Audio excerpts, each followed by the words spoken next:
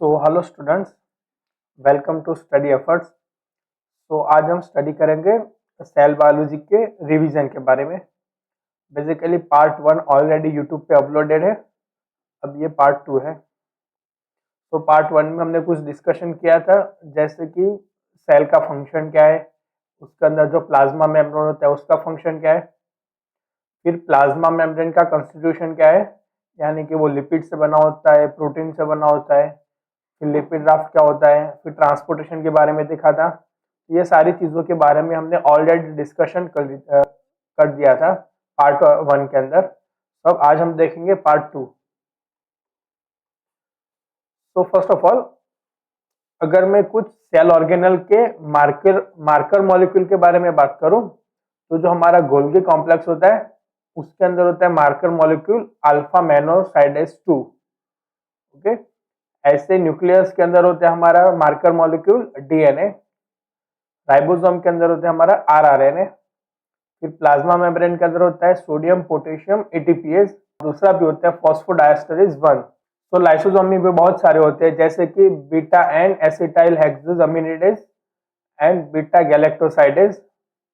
फिर एंडोसोम में होता है पेरोक्साइडेज, साइटोसोल में होता है एल लैक्टेट डिहाइड्रोजिनेज, पेरोक्सिसोम में होता है कैटालेज। देखो, ध्यान रखने वाली बात यह है बेटा, एंडोसोम में होता है पेरोक्सोसाइडेज, एंडोसोम में क्या होता है पेरोक्साइडेज, लेकिन जो हमारा पेरोक्सिसोम होता है उसके अंदर कौन सा होता है कैटालेज। अगर एग्जाम में आएगा कि पेरोक्सिसोम में कौन सा है, तो आप पेरोक्सिडेज मत लिखना। पेरोक्सिसोम में कौन सा होता है कैटालेज होता है, एंड एंडोसोम में कौन सा होता है पेरोक्सिडेज होता है। फिर हमारा माइटोकॉन्ड्रिया में होता है succinate dehydrogenase and cytochrome C oxidase. फिर ईआर में होता है glucose 6 phosphatase and RNA. Okay, DNA में न्यूक्लियस डीएनए में होगा, एंड माइटोकॉन्ड्रिया में सॉरी एंडोप्लाज्मिक रेटिकुलम में आरएनए वाला होता है। यहाँ पे क्या है, marker molecules in cell organelles are proteins और other molecule that are used to identify and characterize different organelle within the cell. यानी कि मार्कर मॉलिक्यूल का यूज क्या होता है सेल ऑर्गेनल को आइडेंटिफाई करने के लिए।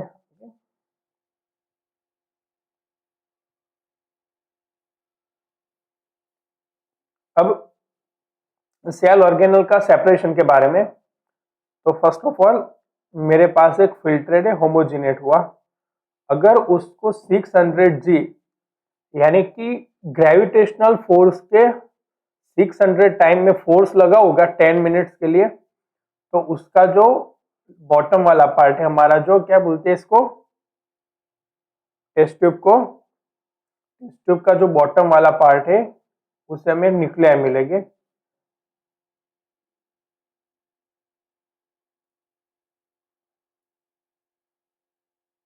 यहाँ पे लास्ट में जो होगा वो क्या होगा पैलेट कहेंगे हम, और जो ऊपर की साइड होगा उसे हम क्या कहेंगे सुपरनेटन कहेंगे।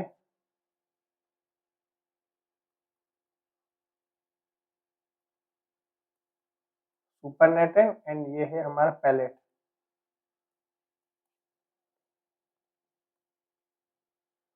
तो पैलेट में हमें क्या मिलेगा और न्यूक्लियाई मिलेगा। अब उसी को अगर मैं 50,000 गुना बेटा 5 मिनट के लिए मैं सेंट्रीफ्यूज करूं, तो मुझे क्या मिलेगा माइटोकॉन्ड्रिया मिलेगा, क्लोरोप्लास्ट मिलेगा, लाइसोसोम मिलेगा एंड पैरोक्सिसोम मिलेगा। अब उसी फोर्स को मैं 1 लाख टाइम अगर ग्रेविटेशनल के 1 लाख टाइम अगर सेंट्रीफ्यूगल फोर्स दो 60 मिनट के लिए, तो मुझे क्या मिलता है प्लाज्मा मेम्ब्रेन मिलता है। कहाँ ये सब कहाँ पे मिलेगा पैलेट के अंदर ही मिलेगा, प्लाज्मा मेम्ब्रेन मिलेगा और फिर माइक्रोसोम भी मिलेगा, एंड उसके अंदर कुछ फ्रेगमेंट हो गए एंडोप्लाज्मिक रेटिकुलम के एंड पॉलीराइबोसोम के। फिर उसको अगर मैं 3 लाख टाइम 2 आवर्स पे दो, तो मुझे क्या मिलेगा राइबोसोमल सब यूनिट एंड स्मॉल पॉलीराइबोसोम मिलेंगे। और एट द एंड उसको पोर आउट करो, ये मतलब जो ऊपर वाला हिस्सा है उसके अंदर मुझे क्या मिलेगा साइटोप्लाज्म मिलेगा या फिर साइटोसोल। तो समझ में आ गया 600 पे न्यूक्लियर मिलेगा, 15,000 पे माइटोकॉन्ड्रिया, 1 लाख पे प्लाज्मा मेम्ब्रेन माइक्रोसोमल एंड और 3 लाख पे राइबोसोमल सब यूनिट। एंड जो उसके बाद जो हमारा सुपरनेटन होगा उसके अंदर क्या होगा, साइटोप्लाज्म होगा। ओके, अब यहाँ पे कुछ फंक्शंस दिए न्यूक्लियस के। तो first of all first function है कंट्रोल द सेल्यूलर स्ट्रक्चर, यानी कि पूरा जो सेल है उसे कौन कंट्रोल करेगा, न्यूक्लियस कंट्रोल करेगा। ज्यादातर न्यूक्लियस को हम क्या कहेंगे, ब्रेन ऑफ द सेल। फिर वो डायरेक्ट्स द सेल्यूलर एक्टिविटीज, यानी कि सेल्यूलर एक्टिविटी को डायरेक्शन करेगा, भाई आप ये बनाओ, आप वो करो, ये करो। फिर produce the ribosome in the nucleoli. Nucleus के अंदर भी क्या होता है, न्यूक्लियोलाई होती है, उसके अंदर से फिर किसका प्रोडक्शन होगा, राइबोसोम का। देखो ये एक पूरा न्यूक्लियस का स्ट्रक्चर है, उसके अंदर क्या है, न्यूक्लियोलस, फिर यहाँ पे क्रोमेटिन है, फिर ये न्यूक्लियर एनवेलप, फिर न्यूक्लियर एनवेलप के बाद छोटे छोटे पोर्स होते हैं, उसे हम क्या कहेंगे, न्यूक्लियर पोर कहेंगे। ये देखो जूम आउट क्या स्ट्रक्चर है, न्यूक्लियर एनवेलप है, और ये पोर जैसा स्ट्रक्चर है, तो उसे हम क्या कहेंगे, न्यूक्लियर पोर। फिर जो हमारा न्यूक्लियर होता है उसके अंदर कुछ बॉडीज होती है, जैसे कि न्यूक्लियोलस। तो एक ही न्यूक्लियस के अंदर 1 to 4 कितने हो गए, न्यूक्लियोलस हो गए। न्यूक्लियोलस का फंक्शन है RNA transcription, processing and ribosome assembly में। फिर ऐसे ही काजल बॉडी का फंक्शन है 0 to 10 हो गए number, SNRNP assembly and mRNA की स्प्लाइसिंग करवाएंगे। फिर क्लास्टोसोम है, क्लास्टोसोम भी मतलब 0 to 3 नंबर हो गया उसका भी फंक्शन है proteasomal proteolysis. Histone locus body 2 to 4 number हो गए, transcription and processing of histone pre mRNA। फिर न्यूक्लियर स्पेकल्स, उसके नंबर हो गए 20 to 50, उसका फंक्शन है storage of pre mRNA splicing factor, यानी कि जो mRNA के स्प्लाइसिंग के लिए जो भी फैक्टर्स होते हैं उसको क्या करेगा, वो स्टोर करके रखेगा। फिर PML बॉडीज, उसका नंबर होता है 10 to 30, उसका फंक्शन है transcriptional regulation and DNA repair के अंदर PML, promyelocytic leukaemia nuclear body का फुल फॉर्म है ये। अब है ये पोलीकॉम, पोलीकॉम का जो नंबर होता है न्यूक्लियर पर 10 to 20 होता है, और उसका है फंक्शन जीन साइलेंसिंग के अंदर। तो न्यूक्लियर बॉडी में न्यूक्लियोलस आएगा, काजल बॉडी आएगी, क्लास्टोसोम आएंगे, हिस्टोन लोकस बॉडी आएगी, speckles, PML body and polycomb body.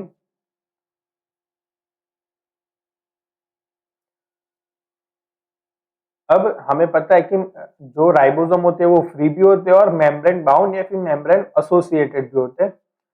तो लोकेशन ऑफ राइबोसोम, तो जो मेम्ब्रेन फ्री राइबोसोम होते हैं उसका लोकेशन कहाँ पे होता है, सॉल्युबल साइटोसोलिक प्रोटीन होता है या फिर extrinsic cytosolic protein localize to the cytoplasmic surface, यानी कि बेसिकली इसका लोकेशन कहाँ पे होता है, साइटोसोलिक के मतलब साइटोसोल के अंदर ही होता है। फिर जो मेम्ब्रेन के साथ एसोसिएटेड राइबोसोम होंगे तो इसका लोकेशन कहाँ पे, लोकेशन कहाँ पे होगा इसका, किसी भी सेल ऑर्गेनल की मेम्ब्रेन के साथ ये कहाँ होंगे, एसोसिएट होंगे, जैसे कि लाइसोसोम के साथ एसोसिएट होंगे, एंडोप्लाज्मिक रेटिकुलम की मेम्ब्रेन के साथ ये एसोसिएट होंगे, गोल्गी के साथ एसोसिएट होंगे, बहुत सारे प्रोटीन के या बहुत सारे सेल ऑर्गेनल के साथ ये एसोसिएट होंगे।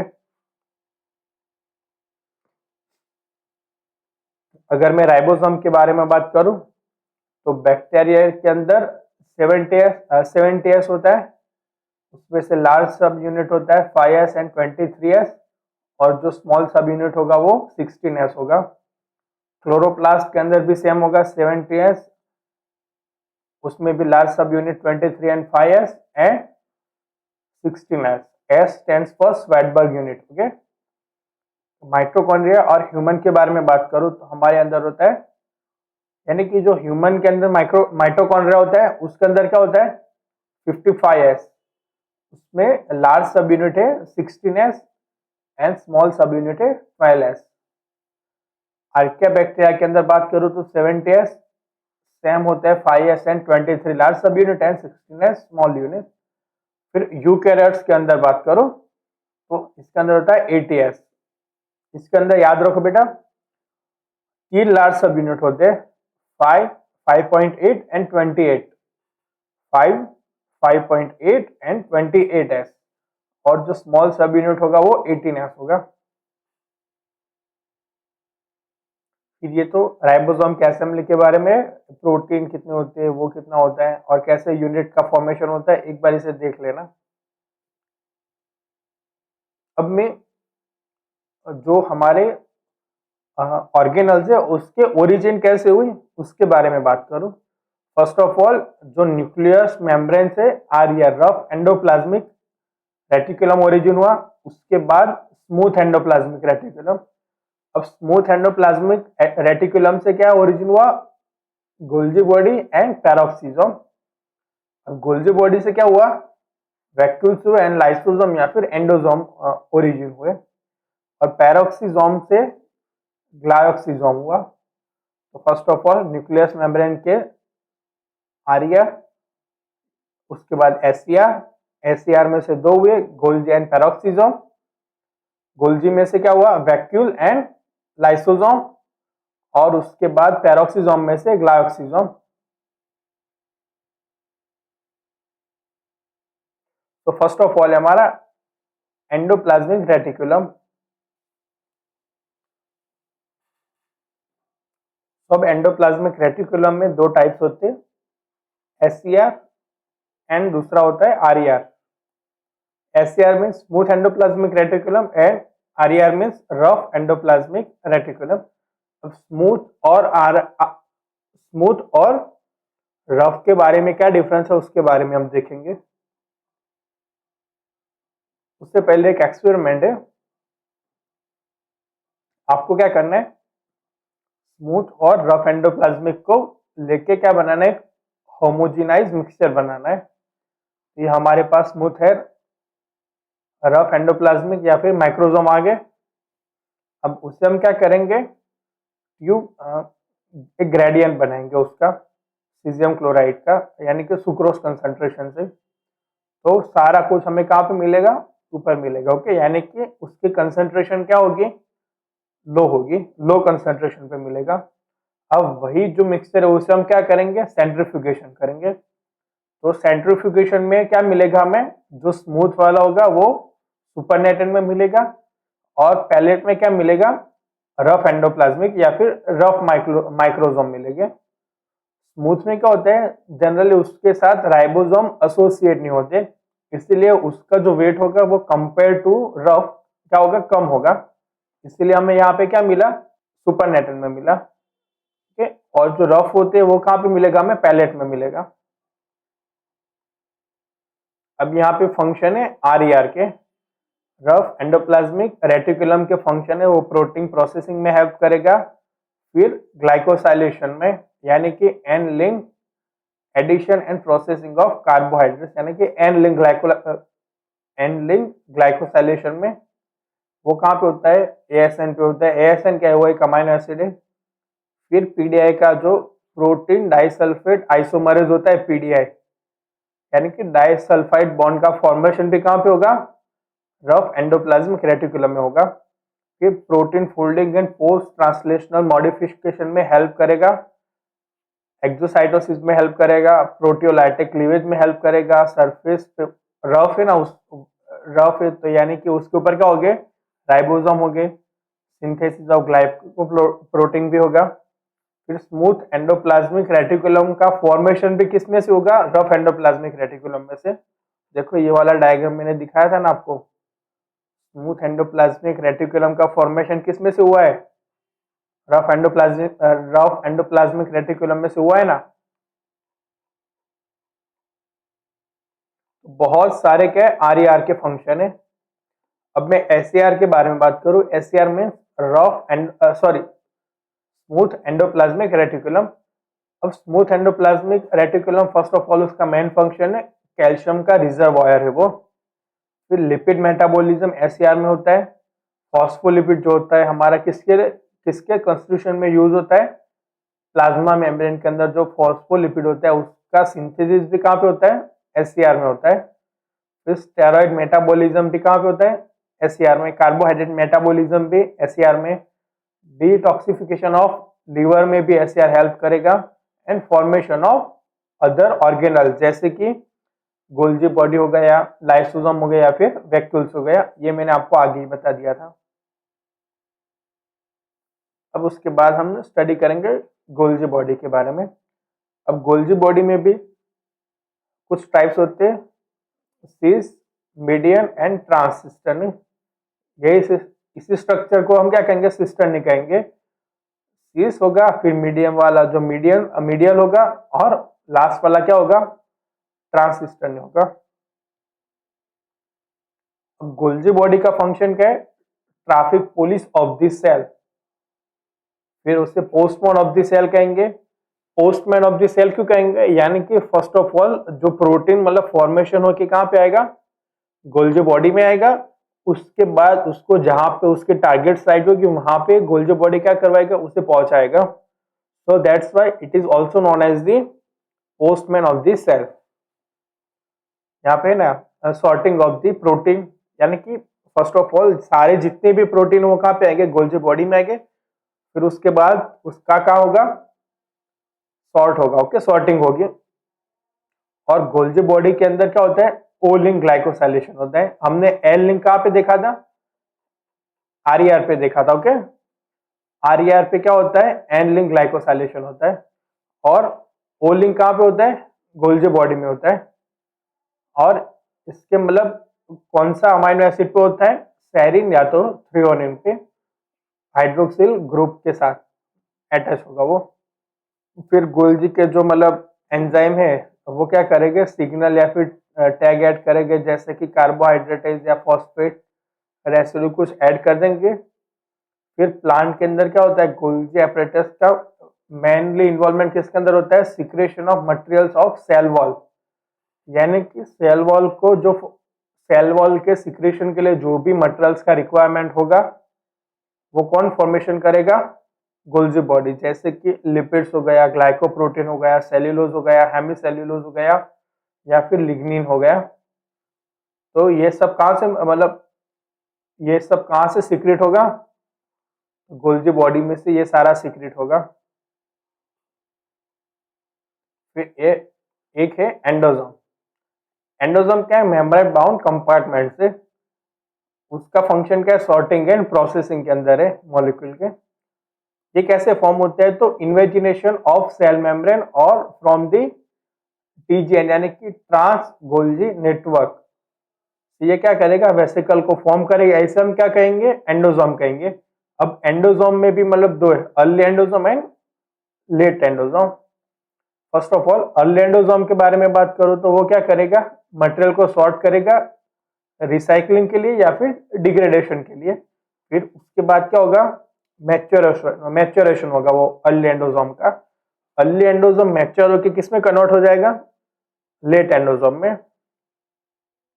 और जो लेट एंडोसोम है वो किसके साथ फ्यूज हो जाएगा, लाइसोसोम के साथ फ्यूज हो गए, वो क्या बना देगा, एंडोलाइसोसोम बनाएगा। और उसी अंदर एंडोलाइसोसोम के अंदर ही क्या होगा, एंजाइमेटिक डिग्रेडेशन होगा। देखो यहाँ पे कंपैरिजन दिया हुआ है, early endosome and let endosome. Early endosome कैसा होता है, छोटा होता है, और कंपेयर टू ये क्या होगा, थोड़ा सा बड़ा होगा, ओके। इसका location near to the plasma membrane है। फिर ये उसकी पीएच के बारे में अगर बात करूं तो 5.9 या फिर 5.9 to 6.8 है उसकी पीएच। ऐसे ही इसकी बात करूं लेट एंडोसोम की तो 4.9 या 6.0, यानी कि ये क्या होगा, मोर एसिडिक होगा, और ये अर्ली एंडोसोम लेस एसिडिक होगा। फिर उसके अंदर जो कैल्शियम की कंसंट्रेशन होगी वो क्या होगी, कम होगी। लेट के अंदर क्या होगी, ज्यादा होगी।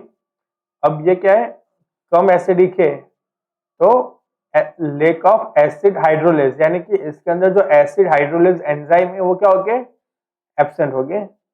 इसके अंदर क्या होगा, हाई अमाउंट होगा। क्यों, उसकी पीएच क्या है, देखो 4.9 to 6 है। अब इसका फेट क्या होगा, यानी कि ये रिसाइकल हो जाएगा या फिर मैच्योर होके किसमें कन्वर्ट हो जाएगा, ये लेट एंडोसोम में।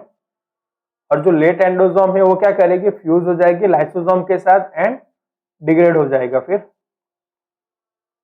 लाइसोसोम, लाइसोसोम को हम क्या कहेंगे, graveyard of the cell. Okay, यानी कि भूल पड़ी है ना। तो हम स्टडी करेंगे लाइसोसोम के बारे में। तो लाइसोसोम क्या है, तो lysosome form from the close compartment with the distinct lumen composition, यानी कि उसके अंदर क्या होगा, एक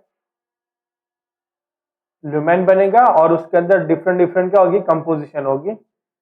वो काम प्रेजेंट होता है, only present in the animal cell. फिर स्फेरिकल ऑर्गेनल्स है वो, जिसकी साइज है 0.2 to 5 माइक्रोमीटर। फिर वो surrounded by the single lipoprotein membrane. उसका स्ट्रक्चर देखेंगे तो आपको ये समझ में आ जाएगा। उससे the membrane contains lysosomal associated membrane protein lamp and lymph, यानी कि मेम्ब्रेन के साथ क्या अटैच होता है, कुछ प्रोटीन होते हैं, उससे हम क्या कहेंगे, लाइसोसोमल एसोसिएटेड मेम्ब्रेन प्रोटीन या फिर lysosomal integral membrane protein. Okay, lamp and lymph. और जो उसका ल्यूमेन होता है साइटोसोल का, अरे सॉरी, हाँ साइटोसोल ही कहेंगे, मतलब लाइसोसोम के अंदर वाला जो पार्ट है उसे, ये लाइसोसोम है। तो उसका जो अंदर का एनवायरनमेंट है वो क्या होगा, एसिडिक होगा और उसका पीएच लेवल क्या होगा, बहुत कम होगा।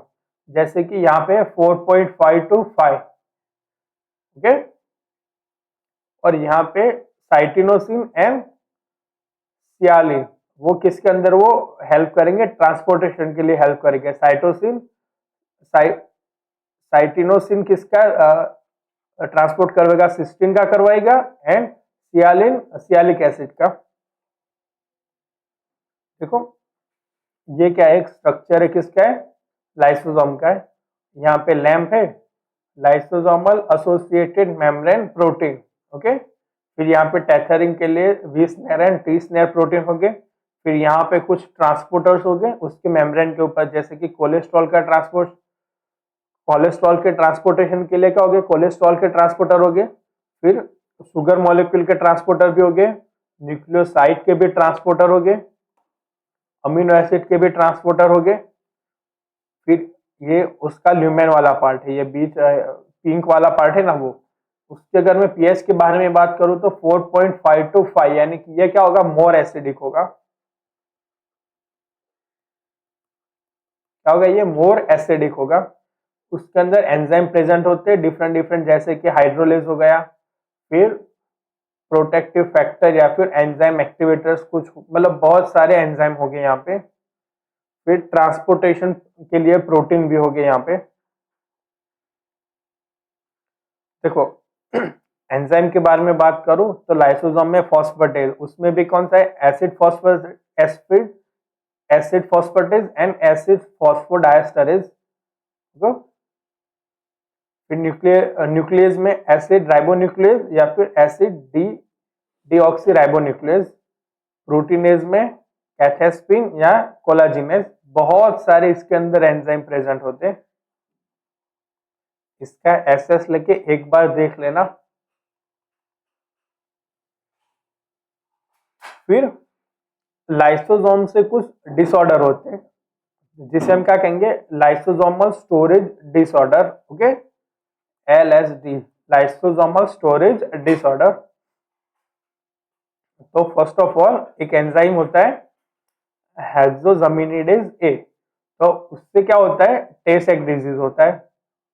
बेसिकली इसके अंदर क्या होता है, GM2 गैंग्लियोसाइड किस में कन्वर्ट होगा, GM3 में।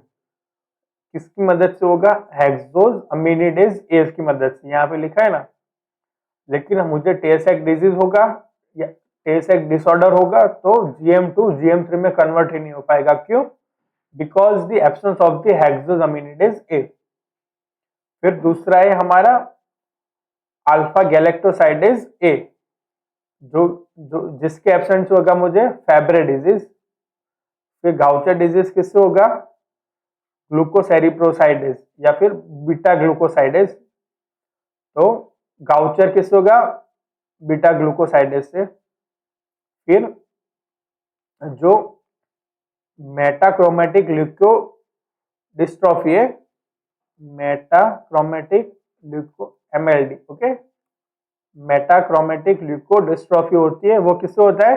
एराइल सल्फेटेज से। किससे होता है? एराइल सल्फेटेज से। क्यों?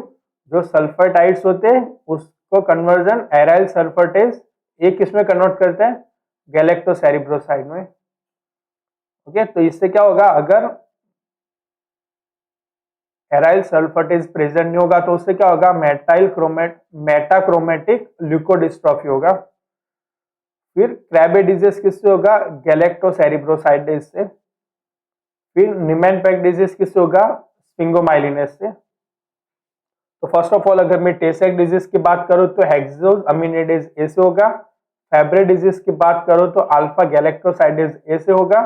गाउचर डिजीज की बात करूं तो ग्लूकोसेरिब्रोसाइडेज से होगा या फिर बीटा ग्लूकोसाइडेज से होगा। मेटाक्रोमेटिक ल्यूकोडिस्ट्रॉफी की बात करूं तो वो एराइल सल्फेटेज ए से होगा। क्रेबे डिजीज की बात करूं तो गैलेक्टोसेरिब्रोसाइडेज से होगा। एंड निमेनपेक डिजीज की बात करूं तो स्पिंगोमाइलिनेस से होगा। अब यहाँ पे स्ट्रक्चर ऑफ माइटोकॉन्ड्रिया। तो अगर उसके आउटर साइड में बात देखें, आउटर मेम्ब्रेन के बारे में बात करूं तो आउटर मेम्ब्रेन पे क्या प्रेजेंट होते हैं? पोरिन प्रोटीन प्रेजेंट होता है। ओके, ये उसका outer membrane, inter membrane space, ये इनर मेम्ब्रेन, फिर इनर मेम्ब्रेन के बाद भी ये क्या है? मैट्रिक्स कहेंगे उसे हम।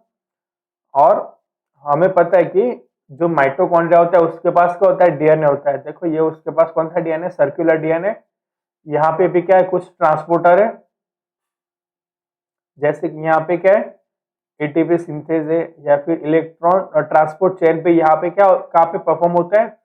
माइटोकॉन्ड्रिया के मैट्रिक्स पे भी क्या होता है? इलेक्ट्रॉन ट्रांसपोर्ट चेन होता है।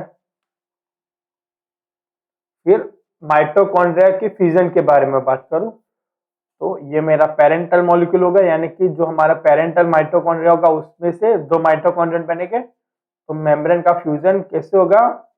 DRPL यानी कि dynamin related protein 1, DRP1। Okay, DRP1 dynamin related protein 1। Basically ये उसके पास कौन सी एक्टिविटी है? GTPase एक्टिविटी है। यहाँ पे फिर माइटोकॉन्ड्रिया के कुछ फंक्शन है, जैसे कि सेल का पावर हाउस कहेंगे क्योंकि यहाँ से ज्यादातर एटीपी का जनरेशन होता है। ओके, फिर प्रोग्राम सेल डेथ, इसके अंदर भी ये फंक्शन करवाएगा, हेल्प करेगा। Biosynthesis of heme complex, calcium signalling में हेल्प करेगा। ऑक्सीडेशन ऑफ फैटी एसिड्स में भी करेगा। Platform for the signal transduction in the innate immune response में and break down of the sugar. बहुत सारे माइटोकॉन्ड्रिया के फंक्शन है।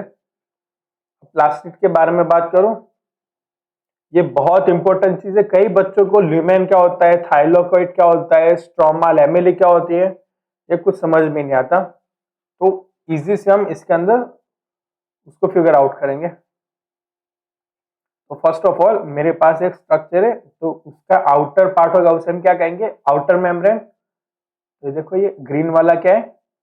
आउटर मेम्ब्रेन है ये वाला। अब इनर वाला देखो, ये ट्रांसपेरेंट मेम्ब्रेन लग रहा है आपको थोड़ा सा, तो उसे हम क्या कहेंगे? Inner membrane. ओके, फिर ये जो ऐसे स्टैक लगे ना ग्रीन कलर के, उसे हम क्या कहेंगे? थाइलेकॉइड कहेंगे। सिंगल होगा तो हम क्या कहेंगे? उसे थाइलेकॉइड कहेंगे। और बहुत सारे ऐसे स्टैक्स हो गए तो उसे हम क्या कहेंगे? ग्रेनम कहेंगे। क्या कहेंगे? बहुत सारे स्टैक्स हो गए तो हम क्या कहेंगे? ग्रेनम।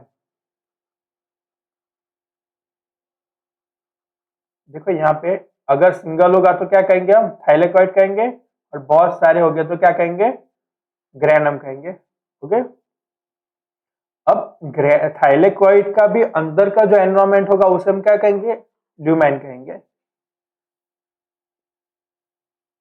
और ये जो इनर मेम्ब्रेन है उसके बाद ये जो स्पेस है तो उसे हम क्या कहेंगे, स्ट्रोमा कहेंगे। स्ट्रोमा बेसिकली क्या होता है, वो एक्वियस एक फ्लूइड होता है, एक्वियस होता है यानी कि लिक्विड नेचर का होगा, तो उसे हम क्या कहेंगे, स्ट्रोमा कहेंगे। तो फर्स्ट ऑफ ऑल थाइलेकॉइड, अगर उसके थाइलेकॉइड के स्टैक हो गए तो क्या कहेंगे हम, ग्रेनम कहेंगे। फिर थाइलेकॉइड का जो इनर एनवायरमेंट होगा उसे हम क्या कहेंगे, ल्यूमेन कहेंगे। और जो हमारा जो सेल के अंदर जो साइटोसोल होता है, वैसे इसके अंदर जो एक्वियस स्ट्रक्चर होगा तो उसे हम क्या कहेंगे, स्ट्रोमा कहेंगे। देखो अंदर वाला part lumen, inside of thylakoid. फिर ये जो मतलब ये वाला जो स्ट्रक्चर है बाउंड करता है दो थाइलेकॉइड को, उसे हम क्या कहेंगे, स्ट्रोमा लैमेली कहेंगे। ओके, थाइलेकॉइड किसे कहेंगे, ग्रेनम किसे कहेंगे, इनर मेम्ब्रेन, आउटर मेम्ब्रेन। शायद आपको ये सब कुछ समझ में आ गया होगा। ये स्ट्रक्चर के बारे में मैंने आपको बता दिया, एनवेलप क्या होता है, स्ट्रोमा क्या होता है, उसका फंक्शन क्या। देखो जो स्ट्रोमा होता है इसके अंदर क्या होता है, CO2 का फिक्सेशन होता है, उसके पास प्रोटीन, राइबोसोम एंड डीएनए होता है, फिर synthesis of sugar, starch, fatty acid and some protein. Okay, यानी कि प्लास्टिक के अंदर जो यहाँ पे स्ट्रोमा है हमारा, एक्वियस जो फ्लूइड है वहां पे क्या होता है, CO2 का फिक्सेशन होता है, प्रोटीन, शुगर, बहुत सारे मॉलिक्यूल्स का यहाँ पे सिंथेसिस होता है। फिर थाइलेकॉइड, थाइलेकॉइड क्या होता है, देखो यहाँ पे जो एक स्टैक होगा उसे हम क्या कहेंगे, थाइलेकॉइड कहेंगे। बहुत सारे स्टैक हो गए तो हम क्या कहेंगे, ग्रेनम कहेंगे। अब प्लास्टिड, प्लास्टिड या तो फिर प्लास्टोजोम कहेंगे। प्लास्टिड में भी तीन टाइप है, leucoplast, chromoplast and chloroplast. Leucoplast है वो क्या है, कलरलेस है, वो क्या करेगा, स्टोरेज का काम करेगा। अगर अमाइलोप्लास्ट है तो कार्बोहाइड्रेट का स्टोरेज करेगा, इलियोप्लास्ट है तो लिपिड का स्टोरेज करेगा, एंड प्रोटीनोप्लास्ट किसका स्टोर करेगा, प्रोटीन का स्टोरेज करेगा।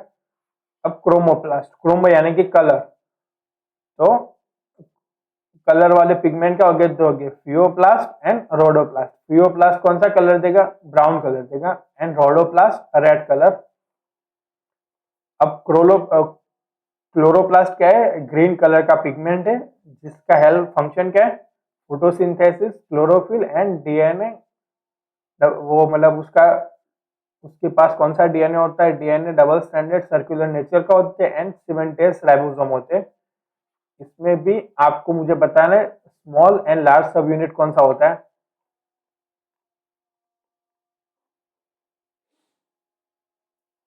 टारगेटिंग ऑफ पेरोक्सिसोमल प्रोटीन, तो उसके अंदर कुछ एंजाइम होते हैं जैसे कि यूरेट ऑक्सीडेज होते हैं, पेरोक्सिसोम होता है एंजाइम, एंड लाइसोसोम होता है।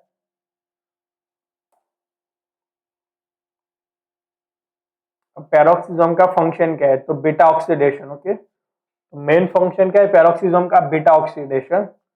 अब जो हाइड्रोजन पेरोक्साइड है हमें पता है H2O2, वो क्या है, हमारे लिए पॉइजन है। ओके, लेकिन उसको H2O2 में कुछ एंजाइम होते हैं पेरोक्सिसोम के अंदर, तो H2O2 को किस में कन्वर्ट कर देंगे, वो वाटर में कन्वर्ट कर देंगे।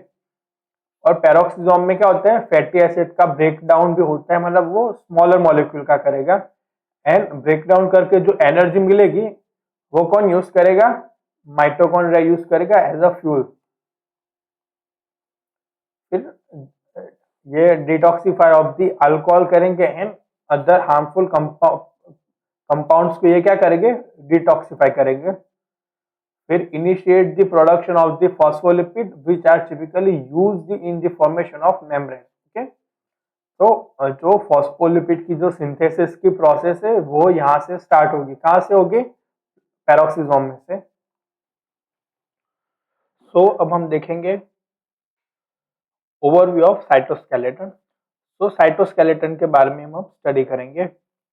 अब साइटोस्केलेटन में दो टाइप्स के शेप होते हैं। The first one is the thread like, उसका एक शेप होगा, एंड दूसरा उसका सिलेंड्रिकल होगा। जो थ्रेड लाइक होगा उसमें दो फिलामेंट्स होते हैं, एक माइक्रो फिलामेंट होता है और दूसरा होता है इंटरमीडिएट फिलामेंट। और जो सिलेंड्रिकल होगा उसमें ट्यूब्यूल होगा, जिसमें हमारा कौन सा होगा, माइक्रो ट्यूब्यूल होगा। अब जो हमारा ये माइक्रो फिलामेंट है उसके अगर मैं साइज के बारे में बात करूं तो उसकी साइज होती है 5 to 7 नैनोमीटर की, और इंटरमीडिएट ओके यानी कि बीच का होगा तो उसकी इंटरमीडिएट साइज कितने 8 to 11 नैनोमीटर की, और जो माइक्रो ट्यूब्यूल होता है उसकी साइज 20 to 25 नैनोमीटर की होती है। अब जो माइक्रो फिलामेंट होते हैं वो कैसा होता है, हाईली डायनेमिक होता है। इसके अंदर दो टाइप्स होते हैं, एक्टिन एंड मायोसिन। ये भी प्रोटीन है, actin and myosin protein okay. फिर इंटरमीडिएट में जो होता है वो टेंसाइल स्ट्रैंड्स होती है उसकी ओके। उसके प्रोटीन है लैमिन एंड केराटिन। अब केराटिन प्रोटीन कहाँ पे प्रेजेंट होता है वो आपको याद होना चाहिए। माइक्रोट्यूब्यूल्स की अगर बात करो तो सेंट्रियोल्स एंड स्पिंडल फाइबर होती है इसके अंदर। तो अब वन बाय वन करके हम देखेंगे माइक्रोट्यूब्यूल के बारे में, इंटरमीडिएट फिलामेंट के बारे में एंड माइक्रोफिलामेंट के बारे में, इंटरमीडिएट फिलामेंट के बारे में एंड माइक्रोट्यूब्यूल के बारे में।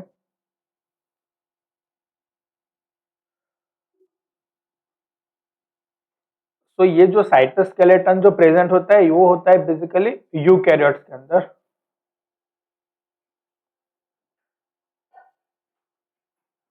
तो अगर मैं प्रोकैरियोट की बात करूं तो प्रोकैरियोट में कुछ साइटोस्केलेटन जैसे स्ट्रक्चर प्रेजेंट होंगे, जैसे कि MREB जो प्रोटीन होता है वो एक्टिन जो होता है उसका एनालॉग होता है।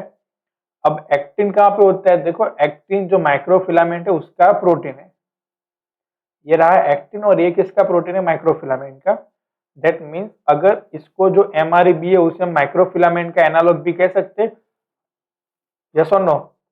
क्वेश्चन में डायरेक्ट लिया है MREB तो उसके सामने लिखा होगा एक्टिन नहीं लिखा होगा, तो फिर क्या लिखा होगा, माइक्रोफिलामेंट या तो फिर माइक्रोट्यूब्यूल। तो हमें क्या करना होगा, माइक्रोफिलामेंट।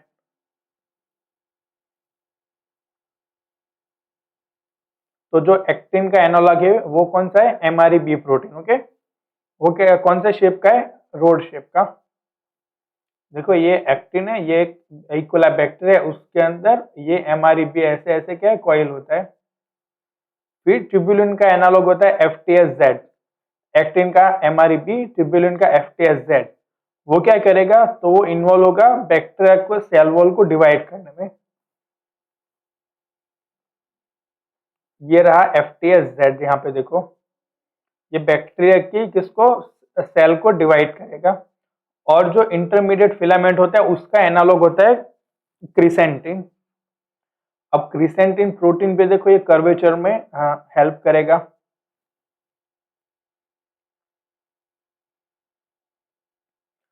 अब माइक्रोफिलामेंट के अंदर हम देखने जा रहे हैं, माइक्रोफिलामेंट के अंदर हम देखेंगे एक्टिन के बारे में। तो फर्स्ट ऑफ ऑल एक्टिन के भी दो टाइप्स होते हैं, जी एक्टिन एंड एक होता है एफ एक्टिन। जो जी एक्टिन होगा वो क्या, एक्टिन का मोनोमर फॉर्म में होगा। तो फर्स्ट ऑफ ऑल हम जी एक्टिन यानी कि ग्लोब्यूलर एक्टिन, तो वो क्या है, एक्टिन का मोनोमर होता है। वो एक्टिन क्या करता है, Mg+2 एंड उसके पास ATPase की बाइंडिंग साइट होती है। एक्टिन मोनोमर के पास Mg+ आयन की और ATPase एक्टिविटी होती है। फिर जो जी एक्टिन होता है उसके पास दो लोब्स होते हैं, पॉजिटिव एंड नेगेटिव। यहाँ पे चलो आगे आएगा उसके स्ट्रक्चर में।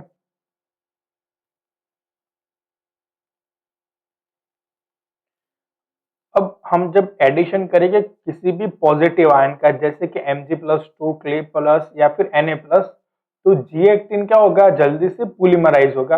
अब यहाँ पे दो टर्म आते हैं, पोलीमराइजेशन एंड डीपोलीमराइजेशन। पोलीमराइजेशन क्या है, डीपोलीमराइजेशन क्या है, वो भी आगे आएगा। और जो प्रोसेस होती है पोलीमराइजेशन से डीपोलीमराइजेशन की, वो क्या होती है, रिवर्सिबल होती है।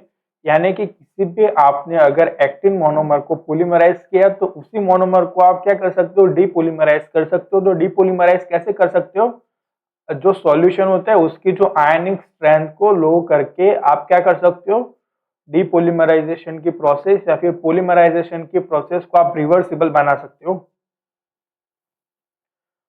अब एफ एक्टिन हमने यहाँ पे देखा, जी एक्टिन ओके।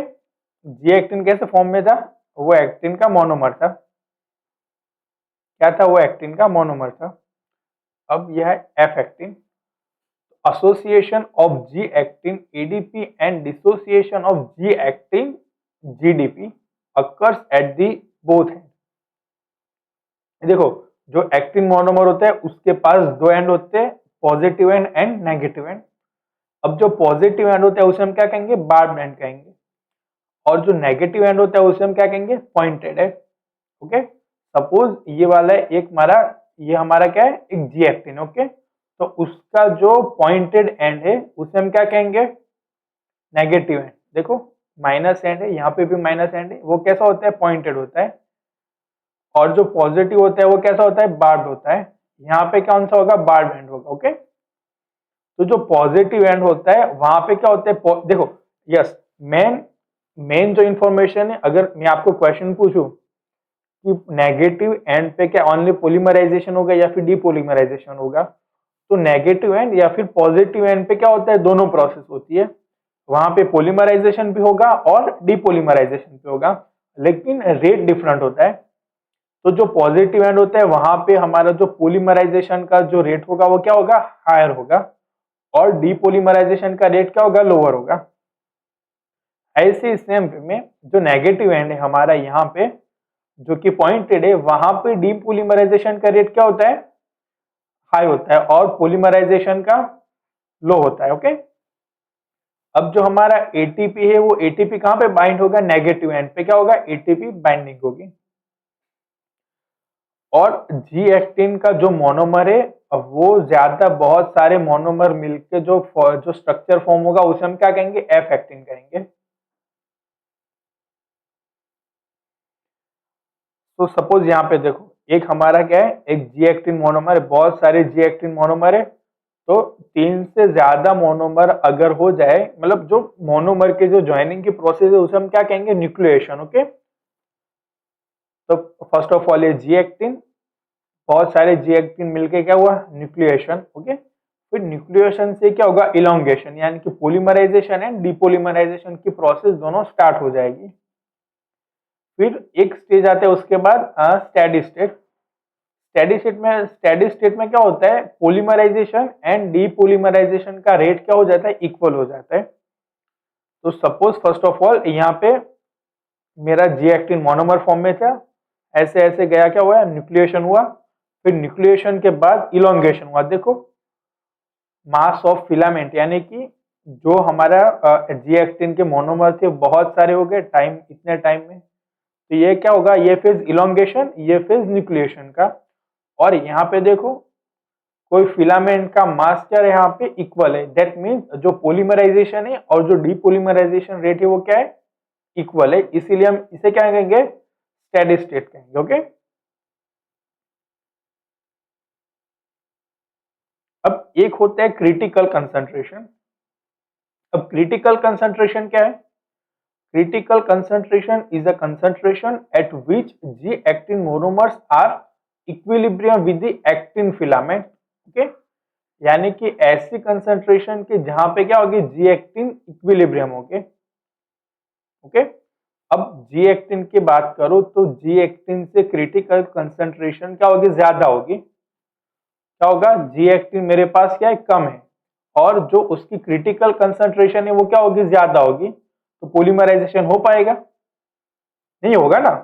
इसीलिए यहाँ पे क्या लिखा है, नो पॉलीमराइजेशन। अगर जी एक्टिन की कंसंट्रेशन ज्यादा होगी कंपेयर टू क्रिटिकल कंसंट्रेशन, तो फिर क्या होगा, पॉलीमराइजेशन होगा।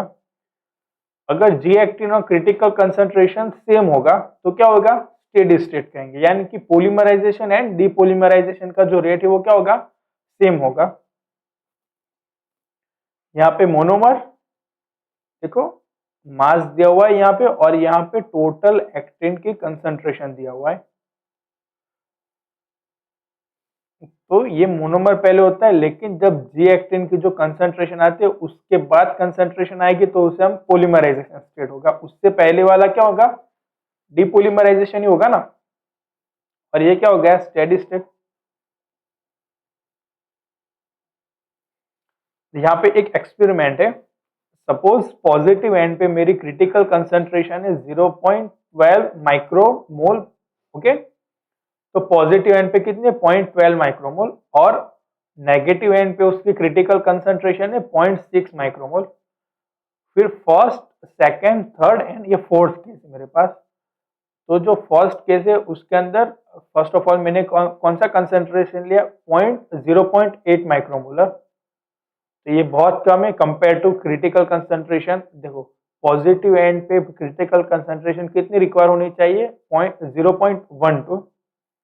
ये तो कम है, यानी कि पॉजिटिव या फिर नेगेटिव एंड पे पॉलीमराइजेशन नहीं होगा। ओके, अब मैंने कंसंट्रेशन लिया कितना, 0.3 माइक्रोमोलर। तो पॉजिटिव एंड पे क्या होगा, मेरा पॉलीमराइजेशन होगा। क्यों, क्रिटिकल कंसंट्रेशन से मेरे जी एक्टिन की कंसंट्रेशन क्या है, ज्यादा है। क्रिटिकल कंसंट्रेशन की रिक्वायरमेंट यहाँ पे कितनी है, 0.1 माइक्रोमीटर। अगर जो मेरा 0.1 माइक्रोमोलर एक्टिन की कंसंट्रेशन उसको मिल जाएगी तो क्या होगा, पॉलीमराइजेशन होगा। लेकिन कौन से एंड पे होगा, यहाँ पे पॉजिटिव एंड पे। देखो अगर नेगेटिव एंड की बात करो तो नेगेटिव एंड के लिए पॉलीमराइजेशन के लिए क्रिटिकल कंसंट्रेशन की रिक्वायरमेंट कितनी है, 0.6 माइक्रोमोलर। तो सेकेंड केस में तो उतनी नहीं है। अगर चलो थर्ड वाला केस देखें तो थर्ड वाला केस में क्या होगा, 0.7 माइक्रोमोलर, यानी कि 0.12 और 0.6 से भी क्या ज्यादा है, यानी कि पॉजिटिव एंड नेगेटिव एंड पे क्या होगा, पॉलीमराइजेशन दोनों जगह पे होगा ना। अब पॉजिटिव और नेगेटिव एंड के बारे में, अगर नेगेटिव एंड पे मेरी 0.6 है एंड पॉजिटिव एंड पे 0.12 है। ओके, तो यानी कि critical concentration and G actin की कंसंट्रेशन क्या है, दोनों सेम है। तो वो क्या हो जाएगा, स्टेडी स्टेट कहेंगे।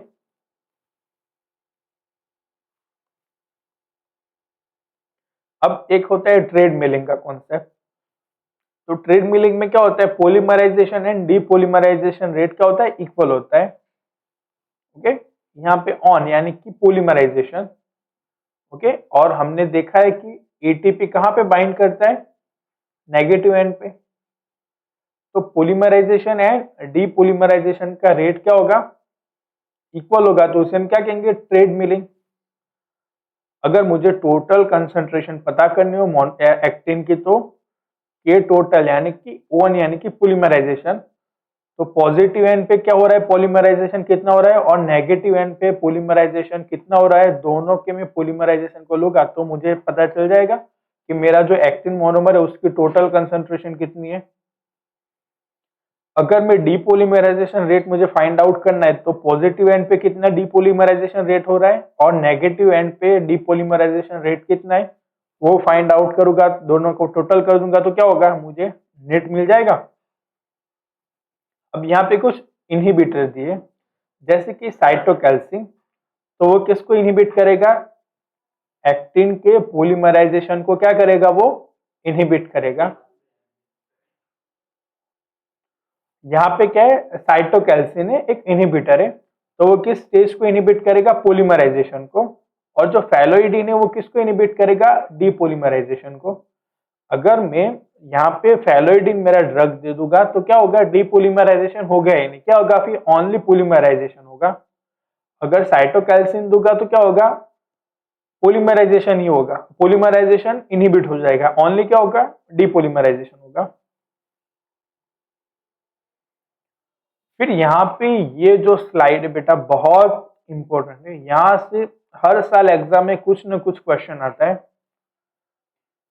एक्टिन बाइंडिंग प्रोटीन, यानी कि एक्टिन के साथ कौन कौन से प्रोटीन बाइंड करेंगे उसके बारे में। तो फर्स्ट ऑफ ऑल ये मेरा एक्टिन का एक मोनोमर है। ओके, और उसके दोनों साइड क्या है, कैप है। तो यहाँ पे अगर पॉजिटिव एंड होगा तो मैं इसे पॉजिटिव कैप कह सकता हूँ, और अगर नेगेटिव एंड है तो यहाँ पे नेगेटिव कैप कह सकता हूँ। यानी कि पॉजिटिव एंड पे भी दूसरा प्रोटीन होगा capping protein, and negative and पे भी क्या होगा, दूसरा प्रोटीन होगा कैपिंग प्रोटीन। तो पॉजिटिव एंड पे कौन सा है, कैप जेड प्रोटीन है, और नेगेटिव एंड पे ट्रोपोमोड्यूलिन। ओके, यहाँ पे कौन सा है, ट्रोपोमोड्यूलिन। तो पॉजिटिव एंड पे कैप जेड होगा एंड नेगेटिव एंड पे कौन सा होगा, ट्रोपोमोड्यूलिन होगा। अब फिलामेंट के स्टेबिलाइजेशन के बारे में, तो स्टेबिलाईजेशन के लिए बेटा कौन सा प्रोटीन है, यहाँ पे देखो ये स्टेबिलाईज किया हुआ है, तो नेबुलिन एंड ट्रोपोमायोसिन। नेबुलिन एंड ट्रोपोमायोसिन किसके लिए होता है, फिलामेंट के स्टेबिलाईजेशन के लिए। कैपिंग में ट्रोपोमॉड्यूलिन एंड यहाँ पे ट्रोपोमायोसिन। मायोसिन क्या करेगा, स्टेबिलाईज करवाएगा, और मॉड्यूलिन क्या करवाएगा, नेगेटिव एंड के साथ क्या करेगा, वो बाइंड करेगा। फिर दूसरा है सिवेरिंग प्रोटीन। सिवेरिंग यानी कि अगर मुझे बीच में से जो एक्टिन पॉलीमर को ब्रेक डाउन करना है तो मैं कौन सा प्रोटीन यूज होगा, तो यहाँ पे एडीएफ कोफिलिन, एडीएफ या तो फिर कोफिलिन, जैल्सोनिन और या तो फिर थाइमोसिन। तो ये प्रोटीन होगी किसके लिए, सिवेरिंग प्रोटीन।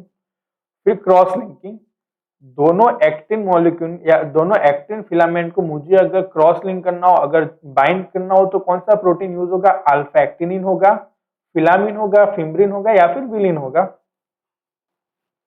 तो ऐसे यहाँ पे देखो पोलीमराइजिंग प्रोटीन भी है और यहाँ पे कौन से, डीपोलीमराइजिंग प्रोटीन। अब एटीपी एडीपी एक्सचेंज प्रोटीन कौन कौन से, प्रोफिलिन एंड ट्विनफिलिन। तो देखो हमने कौन कौन से प्रोटीन देखे, एक तो कैप वाला प्रोटीन, फिर स्टेबिलाईजेशन वाला, अगर मुझे ब्रेक डाउन करना है यानी कि स्टीयरिंग प्रोटीन, फिर दोनों फिलामेंट को मुझे अगर ज्वाइन करना है तो उसके लिए मैं क्रॉस लिंकिंग वाला लाऊंगा, और फिर यहाँ पे एटीपी या तो एडीपी का मुझे एक्सचेंज करना है तो उसके लिए भी प्रोटीन। ओके, तो ये प्रोटीन बहुत इंपॉर्टेंट है। दूसरी बार मैं आपको बता रहा हूँ, ये स्लाइड बहुत इंपॉर्टेंट है।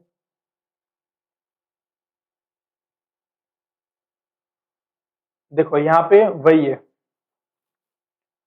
Filament initiation and polymerization. Okay, तो पोलीमराइजेशन के लिए ARP23 या तो फॉर्मिन, स्टेबिलाईजेशन के लिए नेबुलिन या ट्रोपोमायोसिन, क्रॉस लिंकिंग के लिए अल्फा एक्टिनिन, फिलामिन, फिब्रिन या तो विलिन, एंड कैपिंग।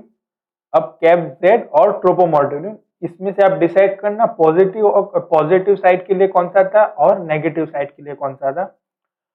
फिलामेंट सिवेरिंग या तो डीपोलीमराइजेशन के लिए यानी कि ब्रेक डाउन के लिए, तो ADF cofilin, gelsolin and thymosin.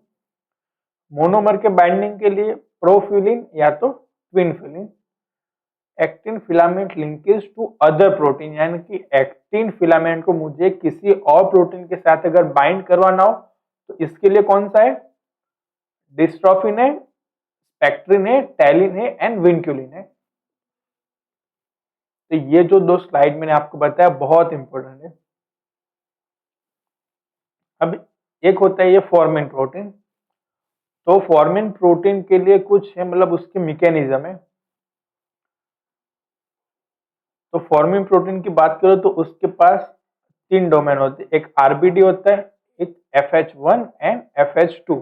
Okay, FH1 यानी कि फॉर्मिन होमोलॉजी 1 डोमेन, 2 यानी कि सेकेंड डोमेन हो जाएगा formin homology second domain, and RBD यानी कि रो बाइंडिंग डोमेन, या तो फिर यहाँ पे लिखा है रो जीटीपी बाइंडिंग डोमेन। ओके, तो आरबीडी है तो दैट मीन्स क्या होगा, यहाँ पे जीटीपी बाइंड होगा।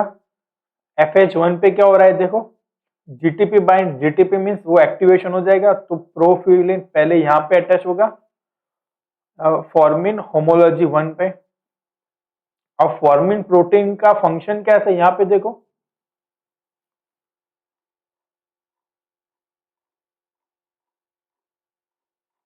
What is the function of formin protein.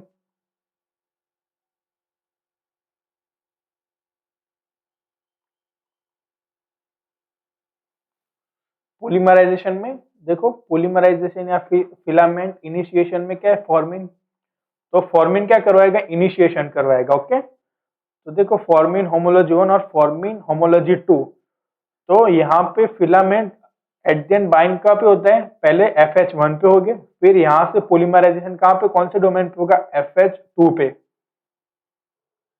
और देखो ग्रोइंग एंड कौन सा है, नेगेटिव, क्यों, वहीं पे एटीपी बाइंड हो रहा है।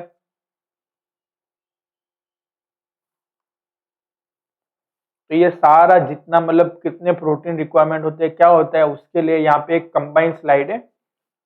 तो पहले जी एक्टिन एटीपी मोनोमर होगा, फिर उससे डाइमर बनेगा, फिर डाइमर से ट्राइमर बनेगा, और वही ट्राइमर को हम क्या कहेंगे, एफ एक्टिन कहेंगे, फिलामेंट। ओके, अब फिलामेंट क्या होगा, उसका इलोंगेशन स्टार्ट हो जाएगा। अब इलोंगेशन होना स्टार्ट किया तो मुझे कौन सी प्रोटीन की रिक्वायरमेंट होगी, कैप्जेन एंड ट्रोपोमॉड्यूलिन। ओके, यानी कि ये कैपिंग प्रोटीन है।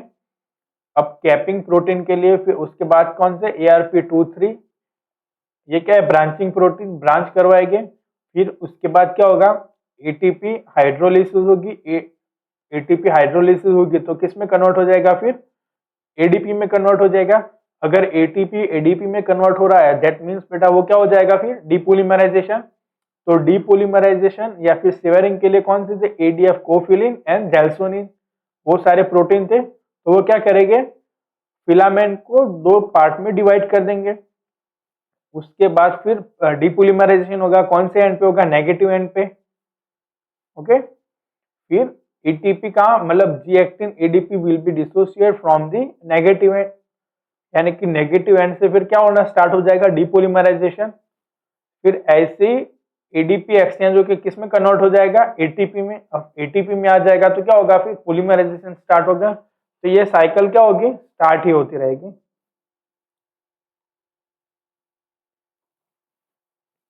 फिर माइक्रोफिलामेंट के अगर मैं फंक्शन के बारे में बात करूं तो उसका एक फर्स्ट फंक्शन है एक्टिन एंड लिस्टीरिया मूवमेंट। तो लिस्टीरिया क्या है, तो एक इंट्रासेल्युलर पैरासाइट है, तो उसके अंदर जो मूवमेंट होता है वो किसके हेल्प से होता है, तो एक्टिन के हेल्प से हो रहा है। फिर जो एंडोसाइटोसिस होता है वेसिकल का, वो भी बेटा किसके हेल्प से होता है, माइक्रोफिलामेंट यानी कि एक्टिन या फिर दूसरा कौन सा माइक्रोफिलामेंट, एक्टिन या मायोसिन। ओके, मायोसिन क्या है, वो एक्टिन का एक मोटा प्रोटीन है, वो आगे आएगा। ये देखो ये क्या है, प्लाज्मा मेम्ब्रेन है ये। तो इसका इन्वेजिनेशन हुआ, देखो राउंड हो गया पूरा, हमारा वेसिकल फॉर्मेशन हो गया।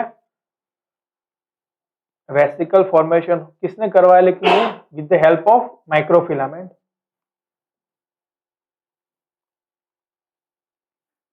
अब एक्टिन के कुछ यहाँ पे बंडल्स जैसे कि फिम्ब्रिन। तो फिम्ब्रिन देखो इसका स्ट्रक्चर देखो बंडल का, तो यहाँ पे ऐसा होता है, तो इसका लोकेशन कहाँ पे होगा, माइक्रोविली, फिलोपोडिया या फिर फोकल एडिशन के लिए। ओके, फिर अल्फा एक्टिनिन, उसका लोकेशन है stress fibre, filopodia and muscles.